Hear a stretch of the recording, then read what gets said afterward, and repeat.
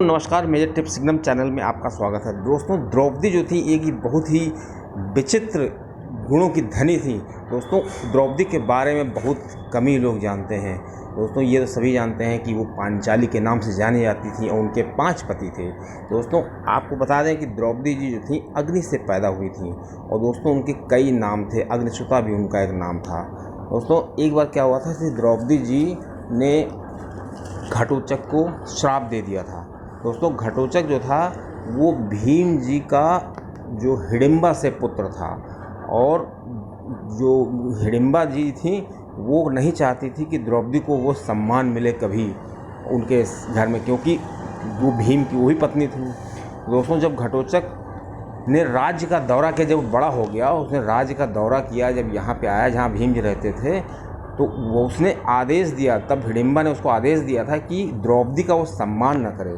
दोस्तों, द्रौपदी जी जो थी पंचकन्या थी, वो भांप गई उसकी इस हरकत को। और दोस्तों, द्रौपदी जी का जब सम्मान हुआ न देखा उसने, तो द्रौपदी जी ने उसको श्राप दे दिया था।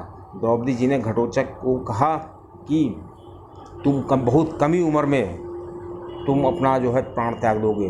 दोस्तों, ये जो बात थी ये हिडिंबा को बहुत बुरी लग गई और दोस्तों ऐसा हुआ भी कि जो घटोत्कच था वो काफ़ी कम उम्र में ही उसका जो है देहांत हो गया था, उसको मार दिया गया था। और दोस्तों, एक चीज़ और कही थी कि तुम बिना किसी युद्ध के मार दिए जाओगे, किस तरह बिना किसी युद्ध के। और दोस्तों, ऐसा ही महाभारत में हुआ था कि कर्ण ने अपनी जो शक्ति का प्रयोग कर दिया था पहले ही बार में, जब उसने देखा कि वो विनाश कर रहा है, क्योंकि कर्ण बहुत डर गया था और उसके पास कोई चारा नहीं बचा था। और कर्ण के पास एक अमोघ शक्ति थी जो कि इंद्रदेव ने उनको दी थी कि वो उसका प्रयोग एक बार कर सकते हैं, और वो भी मजबूरी में दी थी दोस्तों। लेकिन दोस्तों, हिडिंबा चुप नहीं बैठी। जब उसको पता चला कि उसने मेरे पुत्र को श्राप दिया है तो उसको बहुत बुरा लगा।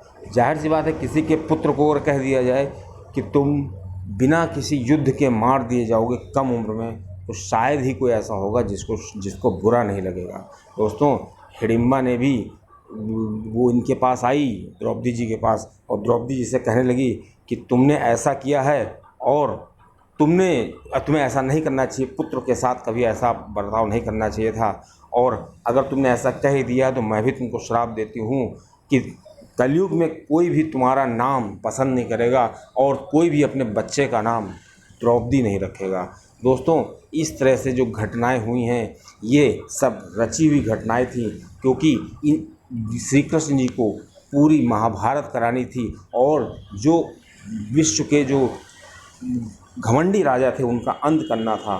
तो दोस्तों, इस तरह से उनको अपना सिस्टम पूरा बनाना था कि कैसे घटोत्कच, कैसे हिडिंबा से विवाह होगा और कैसे द्रौपदी जी का उदय होगा।